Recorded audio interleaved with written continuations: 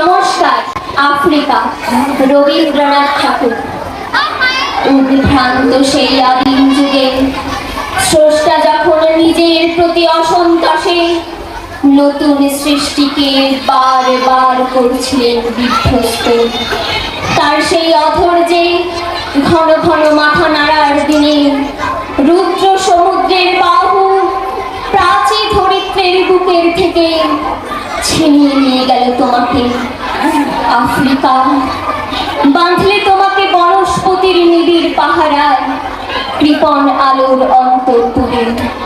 সেখানে নিভৃত অবকাশে তুমি সংগ্রহ করছিলে দুর্গমের রহস্য, চিনছিলে জলস্থল আকাশের দুর্বোধ সংকেত। প্রকৃতির দৃষ্টি অতীতে জাদু মন্ত্র জাগাচ্ছিল তোমার চেতনাতীত মনে। বিদ্রুপ করছিলে ভীষণকে বিরূপের ছদ্মবেশে, শঙ্কাকে চাচ্ছিলে হার মানাতে।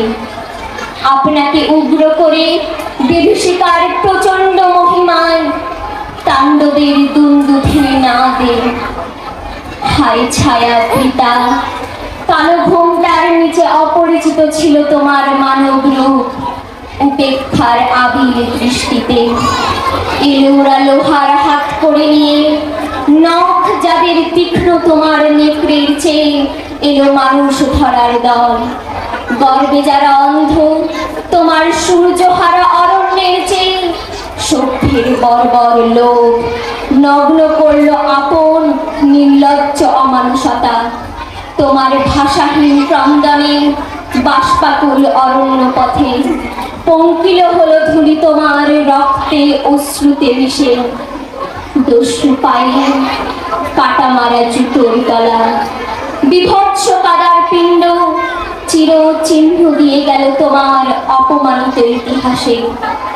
সমুদ্র পারে সেই মুহূর্তেই তাদের পাড়ায় পাড়ায় মন্দিরে বাজছিল পুজোর ঘণ্টা। সকালে সন্ধ্যায় দয়াময় দেবতার নামে শিশুরা খেলছিল মায়ের কোলে। কবির সঙ্গীতে বেজে উঠছিল সুন্দরীর আরাধনা। আজ যখন পশ্চিম দিগন্তে প্রদোষকাল ঝঞ্ঝা বাতাসের রুদ্ধশ্বাস, যখন গুপ্ত গহ্বর থেকে পশুরা বেরিয়ে এলো অশুভ ধ্বনিতে ঘোষণা করলো দিনের অন্তিম কাল। এসো যুগান্তের কবি, আসন্ন সন্ধ্যার শেষ রশ্মির পাতে দাঁড়ায় ওই মানহারা মানবীর দ্বারে, বলো ক্ষমা কর।